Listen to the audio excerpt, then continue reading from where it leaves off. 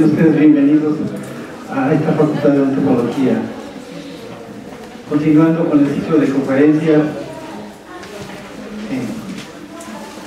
Evolución y Adaptabilidad Humana.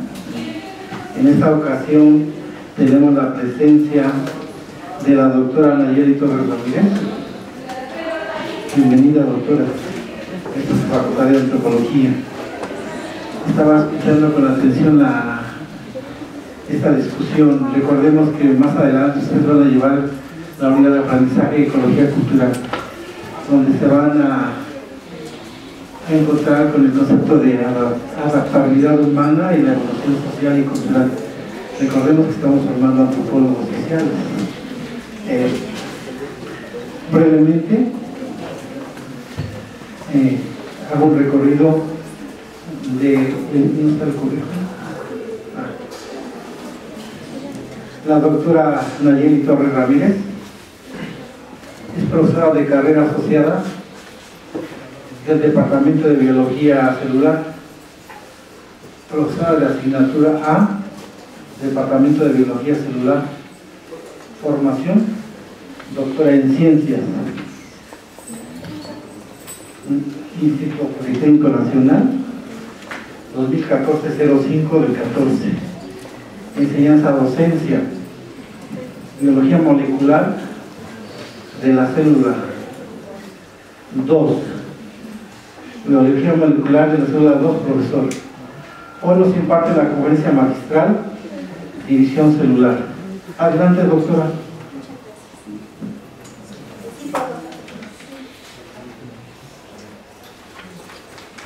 Bueno, ¿sí me escuchan todos así sin micrófono? Sí. Es que me es más cómodo porque no soy muy hábil con el micrófono y me pone muy nerviosa.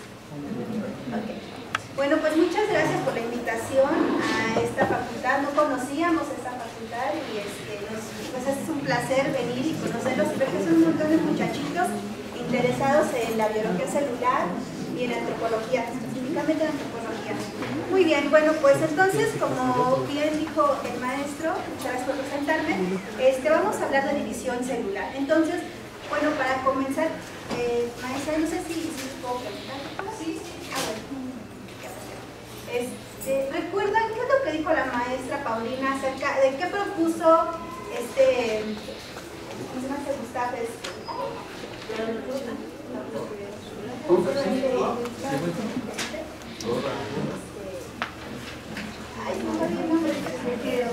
De la teoría celular. Ajá, la 3. Virchow. Ajá. ¿Qué es lo que propuso Virchow?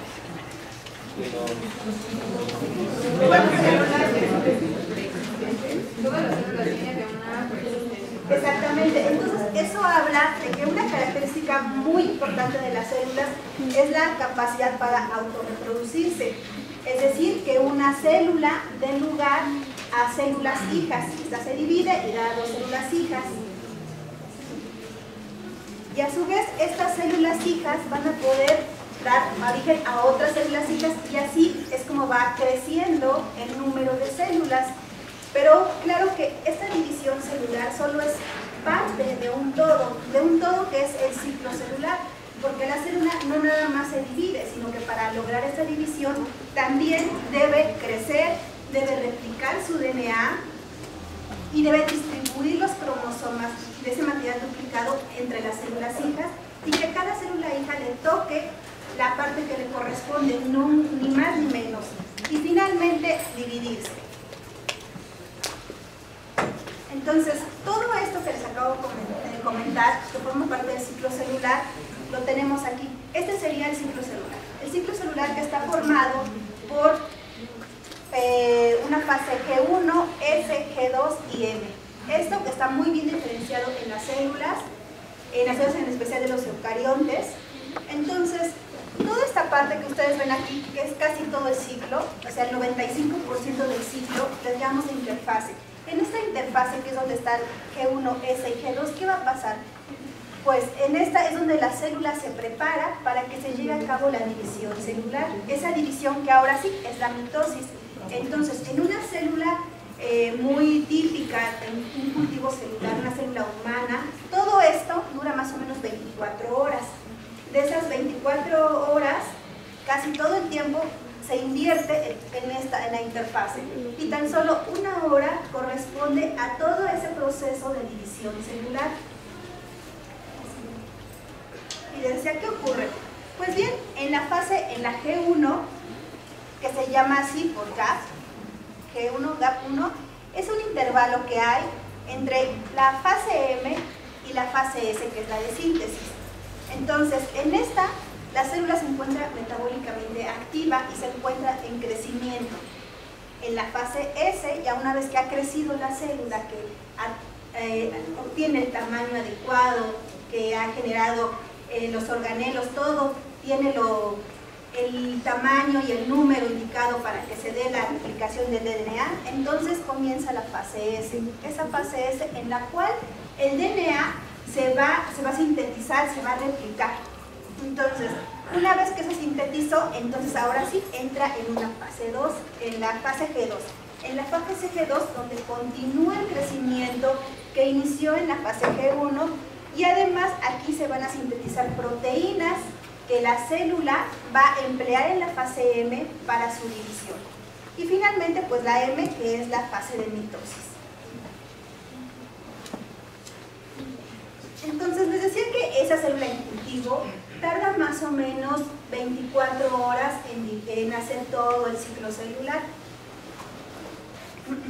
Hay una técnica que es la de citometría de flujo, en la cual lo que hacen es marcar al DNA, le pegan una sonda fluorescente, entonces ese brillo es cuantificado y de esa manera, si hay más brillo, quiere decir que hay más DNA, porque esa partícula se pega al DNA, como decía la maestra Paulina del DAP, y ella puso el ejemplo. Entonces, si ven, aquí lo que nos quiere decir es que en esta, si ven, aquí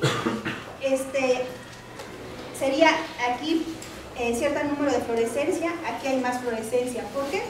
Aquí hay más fluorescencia porque aquí hay más DNA, quiere decir que hay el doble del DNA que había en esta parte. Entonces, en esta sección lo que tenemos son las células que están en G1, es decir, nada más está creciendo. Aquí se está sintetizando el DNA para las células hijas, y aquí finalmente se está dando la fase G2 y la mitosis, en donde ven, habría más fluorescencia y estas están. Y les decía que estos son 24 horas, pero obviamente no todas las células cumplen esa regla.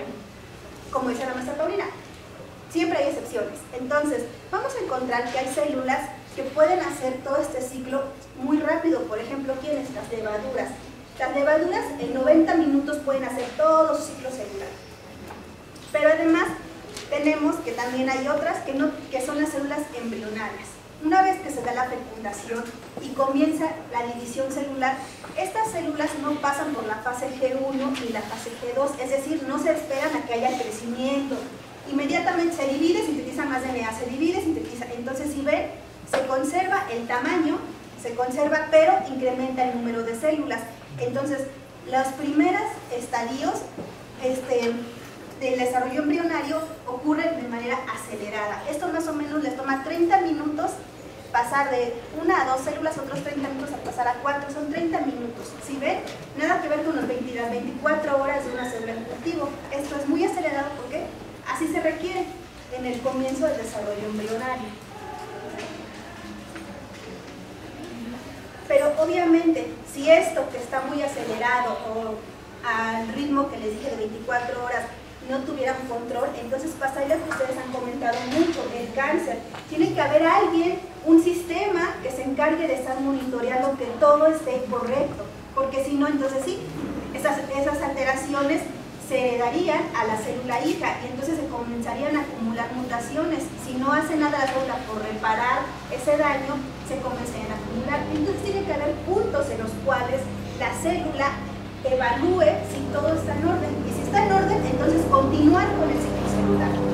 Entonces, esos son puntos en los cuales va a, ya sea que la célula determine que puede continuar el ciclo celular o incluso detenerse, ya sea para que la célula muera, como decían, o simplemente que sea una célula que por algún motivo no deba de dividirse, como por ejemplo qué células nos vamos a encontrar que no están en continua división, las neuronas.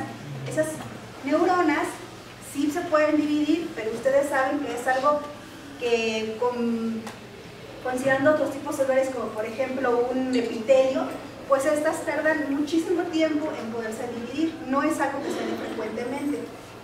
Entonces, llegan a un punto en el cual estas células entran en un estado en el cual son activas, son metabólicamente activas, funcionan, sea como las neuronas, o incluso que otras células pueden ser las neuronas, pueden ser algunos fibroblastos. Entonces, estas células están activas, pero no en división celular, entonces se quedan en un estado de restricción, ahí se quedan. Y les decía, tiene que haber señales que estén indicando a la célula que se dé este ciclo celular y además sitios en donde se esté revisando que todo vaya adecuadamente. Entonces vamos a tener señales extracelulares e intracelulares. Por extracelulares me refiero a factores de crecimiento, a nutrientes, a tamaño celular. Entonces en este caso tenemos a la levadura. La levadura sensa los nutrientes que hay en el ambiente. Si hay la cantidad suficiente, entonces la levadura puede llevar a cabo la mitosis, todo el ciclo celular y la mitosis. Pero aquí si ve en G1 que hay una rayita roja, aquí este es un punto que le denominamos STAR. Entonces en este sitio STAR, que es muy avanzada la G1, ya muy cercana a la fase S, donde aquí se sensa y si se determina que no hay los nutrientes adecuados, entonces ahí se detiene el ciclo celular. ¿Qué otro factor está influyendo? El tamaño de la célula, porque les decía que durante todo este tiempo va creciendo. Entonces, a diferencia de una célula de mamífero, por ejemplo, que se divide a la mitad, la levadura solo se divide, sale una hija chiquita, un pedacito, pero eso significa que para hacer eso tiene que haber crecido lo suficiente para generar el volumen o la masa adecuada para dar lugar a esa hija. Entonces, si la levadura no ha crecido lo suficiente, no están posibilidades de gemar, de hacerse esta división celular. Y en el caso de los del resto de los eucariontes, se hablaba de un punto de restricción que se encuentra en la misma zona que están. Entonces aquí en este punto de restricción es donde si no hay factores de crecimiento que le estén indicando a la célula que puede crecer, entonces ahí se detiene. Pero no son los únicos puntos. Tenemos que hay sitios en donde lo que se está evaluando es, por ejemplo, el DNA. Aquí tenemos que en la fase G1 se tiene que revisar que el DNA de la madre, de la célula progenitora, no tenga mutaciones, no tenga daños, porque si no, cuando se sintetice, se va a sintetizar con los daños que ya trae esta célula madre. Otro punto, una vez que se sintetizó, en la fase G2, de nuevo, antes de que entre en mitosis, hay que volver a revisar que todo este DNA que está replicado, número uno, que esté bien replicado, o sea, es decir, que se haya todo este replicado, que no haya sido nada más a pedazos. Y número dos, que no haya mutaciones. Y después, en la fase M, se vuelve a revisar todo. ¿Para qué? Para revisar que los cromosomas que recibió cada hija o que está recibiendo sea el número adecuado, que haya una correcta segregación de sus cromosomas. Entonces, en caso de que haya alguna alteración, lo que la célula hace es tratar de reparar ese daño, pero si el daño es imposible de reparar, entonces lo que se va a hacer es dar lugar a la muerte celular.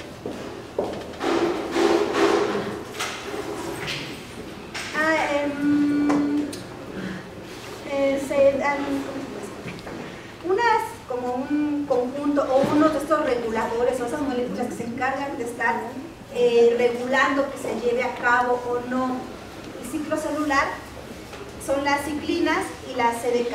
Entonces todo esto inicialmente se le ubicó como un factor promotor de la mitosis.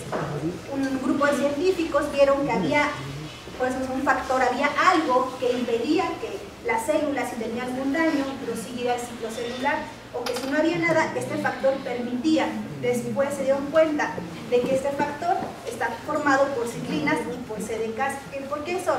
Bueno, las ciclinas son unas proteínas que se llaman ciclinas porque haciendo estudios en erizo de mar se dieron cuenta que esas ciclinas había muchas, así conforme avanzaban en la interfase, mucha ciclina, pero acabando la mitosis decaía la cantidad y otra vez comenzaba a incrementar en la interfase y volvía a caer después de mitosis. Entonces tenía un comportamiento cíclico y por eso le pusieron el nombre ciclina. Y las CDKs son las cinasas dependientes de ciclinas. Entonces son cinasas, es decir, son proteínas que van a pegar grupos fosfato a algunas moléculas. Entonces aquí les puse cómo se da este ciclo de regulación por estos factores. Entonces tenemos que la ciclina y la CDK están unidas. Hay una fosforilación de estas cinasas y después hay una fosforilación, es decir, se le pegan los fosfatos, después se retiran y al retirarse dos de los tres que se le pegaron queda activo ese factor. Entonces al quedarse activo inmediatamente se permite que se lleve a cabo la mitosis. Una vez que termina la mitosis, entonces esta ciclina es degradada, se elimina, se queda solita esta fracción de CDK y entonces esta CDK pierde el único fosfato que tenía y de esta manera está inactiva. Si se va a iniciar otro ciclo de división, entonces llega una ciclina, se pega a su CDK y sigue lo mismo. Otra vez mitosis. Entonces es un ciclo. De esta manera se está regulando. Si esto está activa, va a permitirse que se lleve a cabo la mitosis. Entonces, ¿cómo se está regulando? Pues les decía, hay proteínas que se encargan de inhibir estos factores en caso de que el ciclo celular no deba continuarse. Entonces, son proteínas, así es prácticamente como si abrazaran y fosforilaran, ¿cómo se llama? Juegan con esto de quitar estos fosfatos, quitar o colocar para activar o desactivar estos factores. Entonces, de esta manera se da esta regulación. Además, hay otros factores, como cuáles, MCM, que es una proteína, una helicasa, que lo que hace es que aquí, esto que les puse aquí en azulito, esto sería el sitio donde se va a originar la replicación de ese DNA. Entonces, hay un complejo de proteínas que reconoce el sitio donde se va a iniciar la replicación. Entonces, lo que hace MCM es que también reconoce ese sitio, se une y viene un conjunto de proteínas que va a permitir que se lleve a cabo la replicación. También aquí participan las CDKs. ¿Para qué? Para que aquí como se les puse aquí, se permita, se autorice que se dé la replicación. ¿Por qué? Porque indica que todo aquí censa y dice, no, todo es correcto, tenemos ese sitio adecuado, no hay ninguna falla, comienza a hacer la replicación. Y entonces, conforme se va replicando, se van abriendo estas cadenas, aquí MCM va acompañando todo el tiempo este proceso para evitar que llegue otros factores y vuelvan a replicar, porque esto ya está replicando una vez, nada más. Entonces evita de esta manera que llegue alguien más e intente volver a replicar, porque entonces generaría más copias de las que debe tener esa célula. Entonces hablé de las ciclinas y de las CDKs, pero esas no son las únicas moléculas que están participando en la regulación. Hay otras que se llaman, por ejemplo, tenemos en levaduras, que en START van a participar unas que se llaman CDC, que están asociadas a otras ciclinas, que la 1, 2, 3. Tenemos las ciclinas 5, la 6. En los animales tenemos diferentes CDKs, hace rato les puse la 1, está la 2, está la 4, la 6, etc. Entonces todas estas van de acuerdo del sitio donde se esté dando esta revisión y este control, son las que en particular van a estar participando. Ahora, ¿qué pasa? Aquí esto sería, ¿qué pasa si hay algún daño? Ese daño que puede ser, por ejemplo, como decía la maestra Paulina, a lo mejor por alguna especie reactiva de oxígeno, esa especie reactiva de oxígeno que daña el DNA, o a lo mejor la exposición a la luz UV. Ustedes saben que también, por ejemplo, el estar expuestos al sol y no protegerse la piel, eso favorece el desarrollo de melanomas. Entonces, ¿por qué? Porque también estos rompen el DNA. Entonces, algunos contaminantes, como decían, todos estos factores que dañan finalmente al DNA, ya sea que lo rompan, lo oxidan, etc. Todo esto va a ser reconocido por algunas proteínas que están ahí, lo reconocen, ese DNA está roto y lo intentan reparar, pero si no se puede reparar, les decía, entonces se van a activar moléculas, otras sinasas, otras proteínas que andan pegando grupos fosfato, se activan y estas a su vez activan a otras que tienen la misma función, pegar grupos fosfatos y pegan a proteínas, se las pegan los fosfatos a proteínas para inactivarlas. Esas proteínas que reciben este fosfato, por lo tanto, al ser inactivadas, no pueden activar al factor que les puse de ciclina CDK o CDC. Entonces, se inactiva y por lo tanto se detiene el ciclo celular. Otro de esas proteínas que está trabajando en censar esto es la proteína, la P53. La P53 es un factor de transcripción. Entonces, este factor de transcripción induce que se sinteticen proteínas cuyo papel dentro de la célula va a ser inhibir a estas proteínas reguladoras. Entonces se inhibe y se detiene el ciclo celular. Pero también, si es demasiado el daño, entonces esta misma proteína tiene la capacidad de inducir la presencia de proteínas relacionadas con la muerte celular programada, es decir, la apoptosis. Entonces, en cáncer se ha visto que hay una falta, por ejemplo, no siempre, pero han visto que hay falta de P53. Como no hay P53, no hay quien frene el ciclo celular y por lo tanto la célula continúa dividiéndose aunque esté dañada. Muy bien, entonces, ¿hasta aquí todo bien? Muy bien. Entonces, ok. Ahora sí, ya vimos que a lo largo de la interfase, la mitosis, todo esto, hay moléculas que están participando para su regulación. Ahora, ¿ustedes recuerdan las imágenes que les colocó la profesora Paulina de las células? ¿Cómo se veía el núcleo? ¿Cómo se veía? ¿Cómo? Así, alguien así duro. Se veía grande, chiquito. Ajá, pero ¿qué más? ¿Cómo lo veían? ¿Qué aspecto? Ajá. Dilo. Esférico. Esférico, ¿qué más te pueden decir de ese núcleo?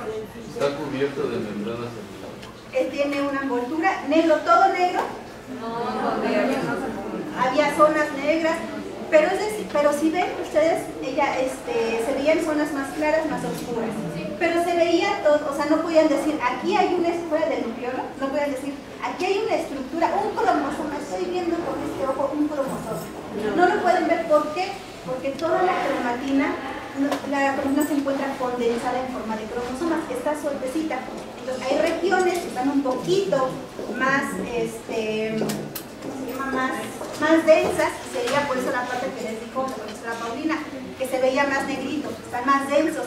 Pero hay sitios donde se ve más clarito, ahí está más relajada la cromatina, pero finalmente se encuentra distribuida por todo el núcleo celular. Sin embargo, en la mitosis no. En la mitosis necesitamos, ahora sí, condensar toda esa cromatina en los cromosomas que ustedes han visto de seguro en la televisión y en artículos, en libros, en todos lados. ¿Cómo se ven los cromosomas? Ajá, como unos tachecitos, unas X. Quiere decir que la cromatina se ha condensado y ha dado esa estructura que ustedes reconocen muy bien en los libros. Pero eso se da en la mitosis. ¿Y por qué tenemos que condensarla? Porque al condensarla, entonces es fácil segregar, es fácil distribuir esos cromosomas a las células hijas. Si la tuviera así toda una maraña como un estambre, no podría determinar qué es para la hija, qué es para qué hija. Entonces se tiene que condensar. Entonces eso es algo que vamos a ver aquí. ¿Y por qué les menciono esto? Porque en la mitosis, esta mitosis se basa en eso, en condensar, en distribuir y generar dos hijas, cada quien con el material que le corresponde. Entonces, esta mitosis tiene diferentes fases. Tiene la fase, tenemos desde la, aquí está, profase, prometafase, metafase, anafase, exactamente, telofase, y aquí va a haber algo, una citocinesis. Entonces, si ven, aquí lo que más resalta, les decía, ese movimiento que ustedes ven aquí, que ya reconocí eso también, son los cromosomas, que inicialmente, si vean cómo estaba la cromatina, como el dibujo, la micrografía que la maestra Paulina les colocó, hay zonas tal vez densas y relajadas, pero no se han condensado en forma de cromosomas. Entonces vamos a ver qué ocurre en cada una de estas etapas de la mitosis. Aquí está la interfase previo a la mitosis, en donde recordemos nada más que aquí es donde se da el incremento del tamaño celular, se replica el DNA en la fase S y además hay duplicación de los centrosomas. Entonces aquí está la cromatina y ahora sí, vamos a pasar a la profase. Entonces aquí sí, la profase se comienza a condensar esa cromatina en forma de cromosomas. Si lo ven aquí en esta imagen, alcanzan a ver que se ven los cromosomas, se ven así como las rayitas. Estos son los cromosomas que se están condensando y además, si notan, se está perdiendo la envoltura celular. Ya no se ve aquí que hay algo que lo delimite, se está perdiendo esa envoltura. Además hay formación del uso mitótico. ¿Qué es el uso mitótico? ¿Ya vieron qué es el uso mitótico? El uso ¿sí?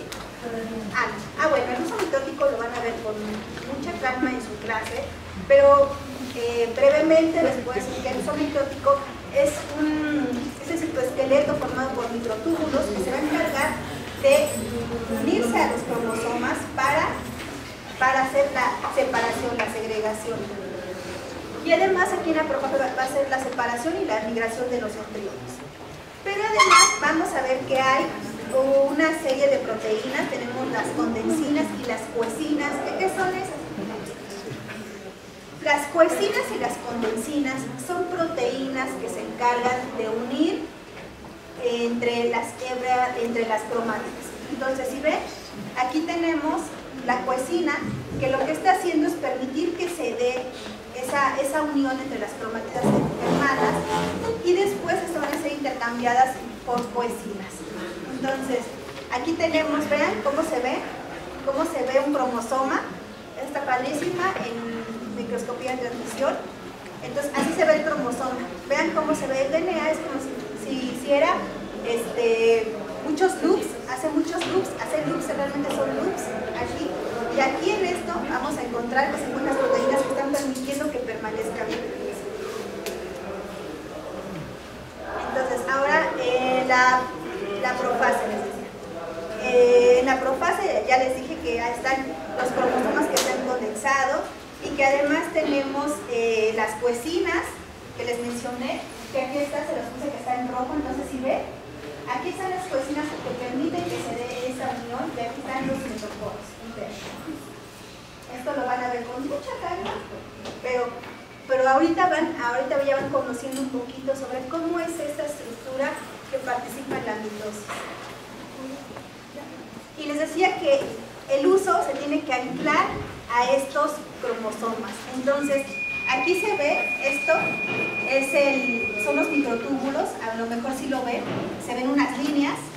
Estos serían los microtúbulos, que son como si fueran unos cablecitos. Entonces, este citoesqueleto son muchas proteínas, son varias unidades que se van formando, se van pegando para dar lugar a los microtúbulos. Estos microtúbulos se pegan, reconocen el cinetocoro y de esa manera se anclan al cinetocoro, y entonces comienzan, cuando se da la separación, comienza a hacer casi como si a jalar, como si fuera un lacito, comienza a jalar el cromosoma hacia el polo, cada cromátina hacia el polo opuesto. Entonces, vean, aquí tenemos la prometafase. Pues aquí ya se dio la fragmentación de los organelos, que como ya escucharon, las células eucariotas tienen organelos, tienen, por ejemplo, les mencionaron, aparte del núcleo, el aparato de Golgi, el reticulum plásmico, las mitocondrias. Se termina de ensamblar el uso mitótico y ahora sí, para comenzar a acomodarlos en el ecuador, aquí comienza a acomodarse para que se dé la separación. Entonces, si ven, aquí ya estamos en la metafase. En la metafase se encuentran totalmente alineados En el ecuador, aquí tenemos los centriolos, los cromosomas, y ahora sí,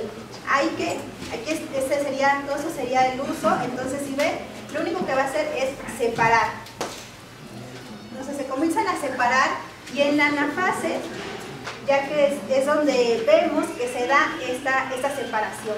Entonces aquí en rojo pueden ver todos los cromosomas, en verde estaría los microtúbulos. Entonces sí ven cómo hace rato se veía todo, abarcando toda la región. En este caso, aquí tenemos acotado todo este citoesqueleto, y aquí los cromosomas, para dar lugar, aquí va a ser una célula hija y aquí va a ser la otra célula hija. Entonces, ahora, una vez que ya cada célula hija tiene la parte que le corresponde, entonces ahora sí, vamos a pasar a la telofase, que es cuando se desensambla ese uso. Entonces otra vez volvemos a tener la envoltura nuclear que se había perdido, ¿recuerdan? Y entonces otra vez la cromatina, de estar muy condensada en forma de cromosomas, aquí comienza otra vez a dispersarse. Aquí sí vean cómo se vería una célula, está ya casi dividiéndose, y finalmente tenemos la citocinesis, en donde en la citocinesis se va a dar esta división porque se forma un anillo contráctil, este anillito que es como si estrangulara a la célula para dar lugar a dos células hijas. ¿Sí quedó entendido? Sí. Muy bien, pero no en todas las células ocurre esto último de esta manera. Solo en las células vegetales, aquí no ocurre de esta manera. Aquí, una vez que termina la telofase, aquí en lugar de que se dé ese anillo contráctil que estrangula, les decía, aquí lo que comienza es la síntesis de pared celular que delimitaría cada célula hija, y también la síntesis de membrana plasmática. Entonces, no se da ese, les decía, ese anillito contráctil. Las células vegetales es diferente en este punto, en la citocinesis. Y ahora hablemos un poquito de meiosis, pero para hablar de meiosis quiero que ustedes me mencionen cuántos cromosomas tienen las células. No, en mitosis, pensemos en mitosis, ¿cuántos? 46. 46, tenemos 23 pares, exactamente, tenemos 46 cromosomas. Todas las células somáticas tienen 46 cromosomas, pero las células germinales no es así. Las células germinales no tienen 46. Tenemos más bien la mitad, es decir, tenemos 23, ¿sí? Y a eso, entonces, por ese motivo, decimos que en mitosis se generan células diploides. Células se llamaría diploides, serían 2M en mitosis, pero en la meiosis, aquí serían haploides. Entonces, si ven, solamente aquí hay una cromatina, en la anterior teníamos dos. Entonces, estas células haploides se van a generar en la meiosis. Y no solo eso, si ven, en la mitosis nada más les hablé de una profase, metafase, anafase, telofase. Aquí vamos a tener que dos veces van a ocurrir estas etapas. Pues vamos a tener la meiosis 1 y la meiosis 2. En la meiosis 1, que es muy similar a la mitosis, en cuanto que al final tenemos células diploides, y después en la meiosis 2 va a ocurrir algo que le llaman la etapa de reducción, en la cual de tener 2N pasamos a N, es decir, a células haploides.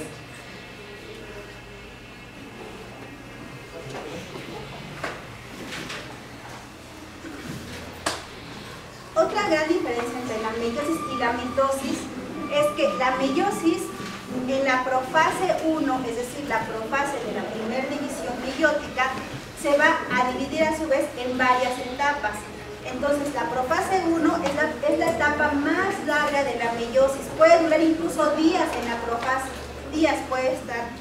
Entonces, en esta etapa, en la profase 1, tenemos que se han dividido en prelefroteno, leptoteno, cigoteno, vaquiteno, diploteno y diacinesis. Entonces, todas estas son solo parte de la profase 1, que les decía que es muy larga, puede ser, les decía que de días, y una vez que se ha superado esto, ahora sí, continúan las siguientes etapas de la división meiótica.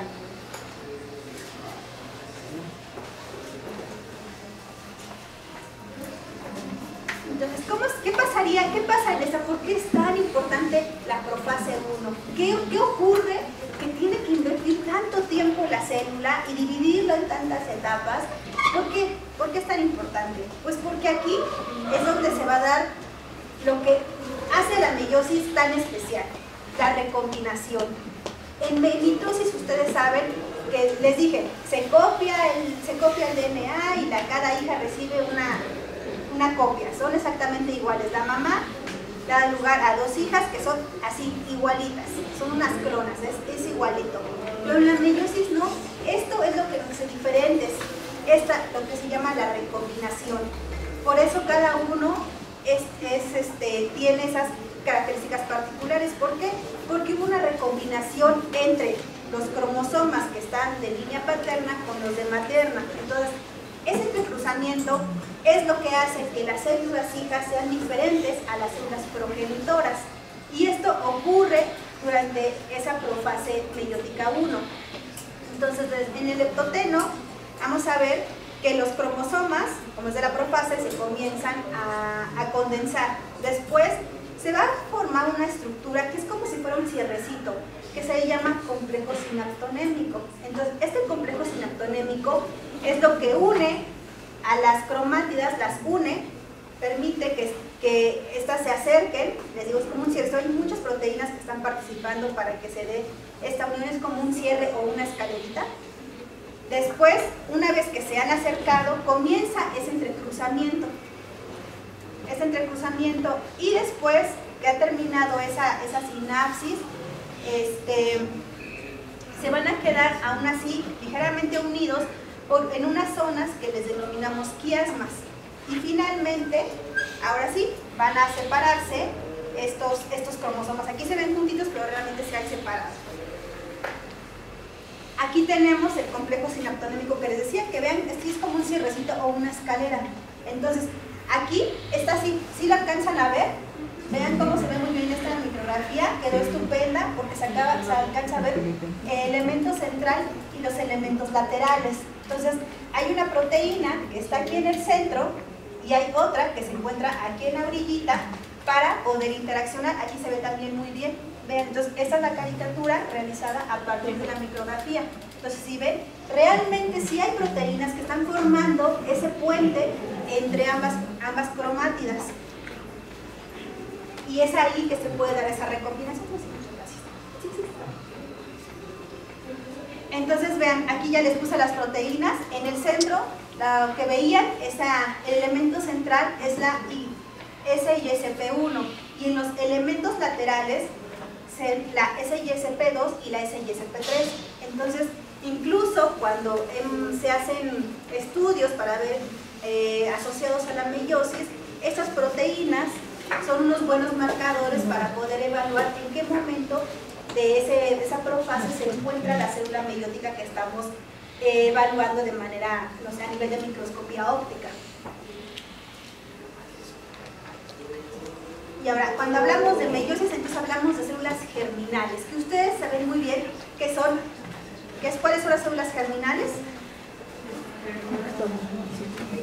¿Los qué? Espermatozoides y el óvulo.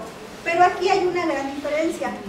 El espermatozoide realiza todos estos ciclos meióticos de manera continua. En el caso del óvulo no es así. En el óvulo se va a quedar arrestado la meiosis. Entonces, cuando comienza la ovulación, el desarrollo folicular, es decir, comienzan a crecer esos ovocitos que tenemos en los ovarios y que van a comenzar a crecer para que uno sea ovulado, cuando comienza este crecimiento, se van a restar en la meiosis 1, en la metafase de la meiosis 1. Una vez que ese ovocito va a ser ovulado, va a liberarse, entonces queda restado en metafase 2. Y ahí queda restado. Este sí terminó, pero este no, este se arresta. Y como se ha restado, entonces es hasta que el ovocito hasta que es fecundado, es que en ese momento se termina la meiosis y entonces ahora sí comienza entonces un ciclo de ya más bien mitóticos, pero es hasta que se fecunda que el óvulo puede terminar la meiosis 2. Y entonces para concluir, nada más es recordarles que aquí se generan células haploides en la meiosis, que lo vamos a ver representado por los espermatocitos y por los óvulos. Entonces lo que les decía, se da un arresto, después se vuelve a dar otro arresto y una vez que se fecunda se termina la meiosis. Y bueno, eso sería todo. No sé si tengan alguna duda.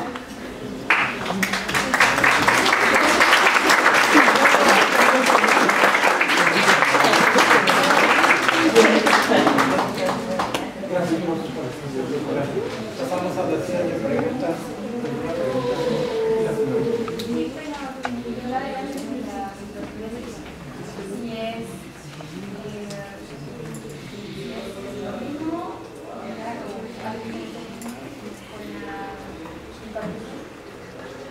Es diferente, porque la que tú hablas está más como de bacterias. Entonces es diferente porque, número uno, las etapas que te decía, en las células eucariontes están muy bien definidas, son muy fáciles de seguir.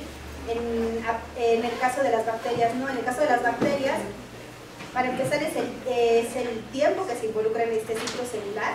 Y número dos, ¿cómo se da? Sí, es cierto que hay un anillo contráctil, también se va a dar eso, también va a haber proteínas que se van a encargar de hacer ese estrangular que te decía, ese anillo. En eso se parecen, pero no, ¿en qué no se parecen? En que no son las mismas proteínas, en eso sería la diferencia, pero en cuanto a que se va a hacer igual un anillo, eso sí se ocurre. ¿Hay alguna otra pregunta? Levantó la mano. ¿En la fase de la mitosis puede haber algún factor que interrumpa ese proceso? Una vez que se ha echado a andar, que se detenga la mitosis, sí puede haber factores que detengan.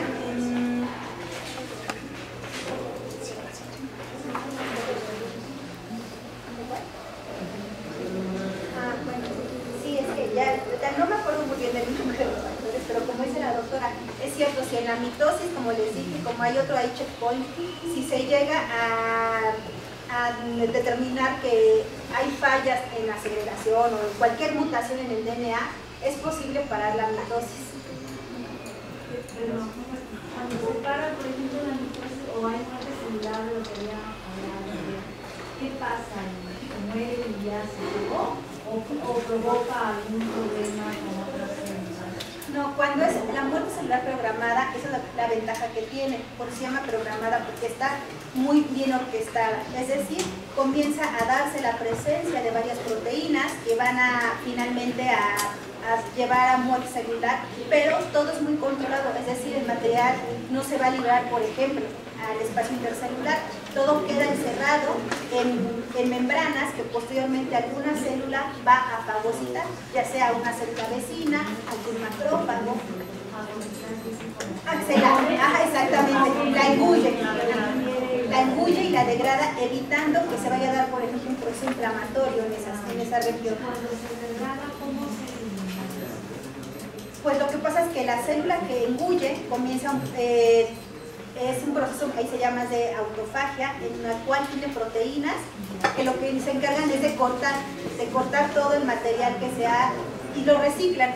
Entonces, si había, por ejemplo, proteínas, los aminoácidos, los recicla para la síntesis de proteínas que requiere esa célula, por ejemplo. Como una cuestión cíclica. Ajá, sí.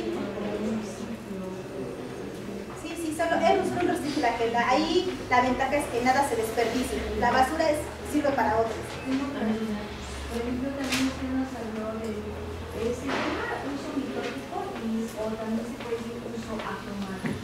Porque en algunos libros, por ejemplo, uno que tengo que utilizo con mis alumnos, que voy a utilizar, desde la profase, la envoltura nuclear desaparece y se forman entre los periodos, el uso acromático. Bueno, yo lo conozco es lo mismo, pero sí es tal vez el caso más común es el mitótico, pero sí es lo mismo. De la variabilidad biológica de la heterocigosis, y lo otro era homocigosis. ¿Podría ampliar? Es que eso ya es de la... Sí, es que eso ya es de la... Ajá. Ya no hay...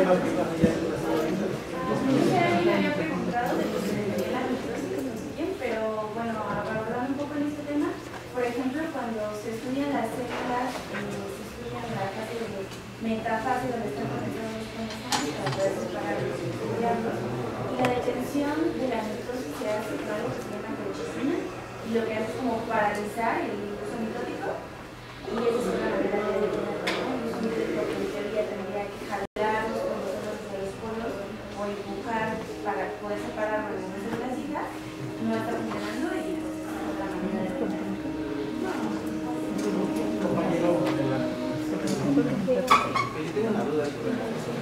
Tal vez sea frustrante, pero es que ¿qué afectaciones a nivel celular y cromosoma podría tener la implementación de nuevos tratamientos sobre el cáncer? Bueno, volviendo al cáncer, nuevos suplementos de tratamiento contra el cáncer, porque he estado leyendo y hay un tratamiento que se ha implementado con átomos o partículas de oro implementándoles en las células y es como un tratamiento es un tratamiento que está a prueba contra el cáncer.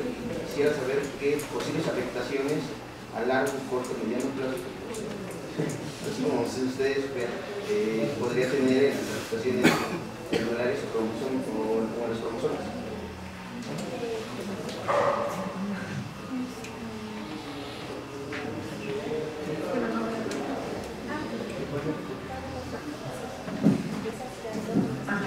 A ver, bueno, no nada más las técnicas de partículas de oro, sino en general cualquier técnica que va enfocada a eliminar células cancerosas.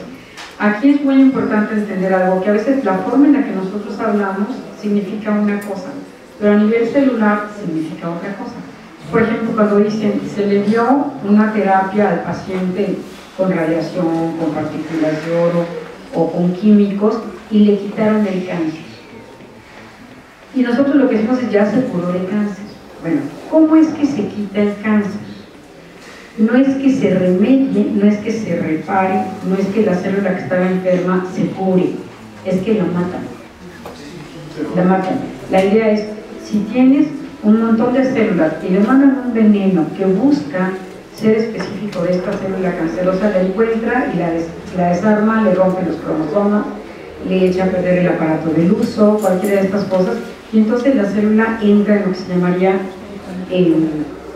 muerte celular inducida, ¿sí? O sea, ya no la programada, por ejemplo, es la que nos quita la membrana de aquí, cuando somos embriones.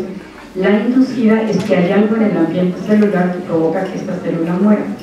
Y entonces, esa es la manera en la cual funciona. Cualquiera de las estrategias para quitar el cáncer lo que provocan es, o lo que buscan, es intoxicar a la célula más todavía de lo que ya está, para que ya no pueda dividirse, ya no pueda multiplicarse, ya no pueda replicar su DNA, y entonces la célula muera y se la coman los macrófagos. Y cuando esto pasa, pues se quita el cáncer, ¿sí? Pero siempre es muy importante entender, no es que se cure.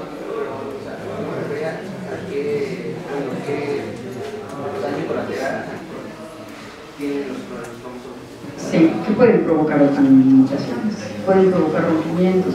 La principal fuente del cáncer son no tanto las mutaciones como los rompimientos. ¿Sí? O sea, es más peligroso algo que rompa el DNA a una mutación, porque la mutación puede ocurrir en cualquier lado, pero el rompimiento de un cromosoma puede hacer que se cambie el ambiente en el cual está ese cromosoma. Y aquí es muy importante entender algo, todo cromosoma tiene quien lo vigile.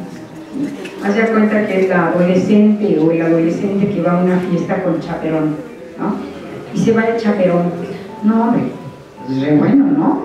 O sea, ya baila y hace todo lo que quiera el adolescente, llega a las 5 de la mañana porque no hubo quien la cuidara. Lo mismo pasa con un gen cuando se pierde el control de ese gen. ¿Sí? Ahora, ¿qué es lo que te puede hacer que se pierda ese control? Que se cambie la posición de ese gen. ¿Cómo es que se cambia? Imagínense un tren, ¿no?, que cambia de vía. Ese tren debería ir derechito, pero sucede que se rompió, que al momento en que la célula reparó esa ruptura, lo pegó en la otra vía. Entonces ahora se va a ir para allá, pero sucede que allá no está quien lo regulado. Entonces el gen enloquece. Cuando pasa eso, los oncogenes, los protoncogenes se transforman en oncogenes. ¿Sí? Los protoncogenes custodian al funcionamiento de los genes, y cuando se liberan, pero eso va a pasar siempre. Cualquier terapia tiene su parte negativa, siempre. Gracias, doctor. Otra pregunta. Yo sí quiero hacer una pregunta. ¿Cómo se incrementa el P53? ¿En algún alimento o alguna sustancia?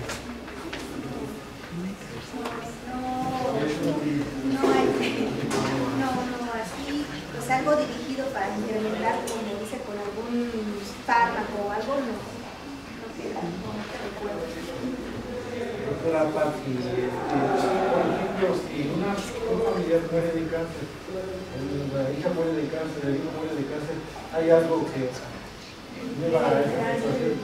¿Qué pasa ahí, doctora? Algo que llega. Pues en parte lo que pasa es, como mencionaban las doctoras, es que puede existir una cierta susceptibilidad genética. El cáncer es muy importante entender que es una enfermedad de las células somáticas.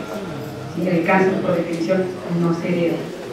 Lo que sí se hereda son combinaciones de genes que pueden hacer más susceptible a un individuo que a otro. ¿Sí? Ahora, ¿de qué depende? El que lo haga más susceptible no quiere decir que ya le va a dar cáncer. Le va a depender de muchísimos factores, del ambiente donde viva, de los otros genes que recibió, de sus hábitos alimenticios, de otras enfermedades, etcétera, etcétera, etcétera. ¿Sí? Entonces, pues, como digo, usted se puede sacar la lotería, ¿no? Compré el boleto y se la puede sacar, pero el que compre el boleto no le garantiza que se saque la lotería. Bueno, pues, ¿alguna otra pregunta?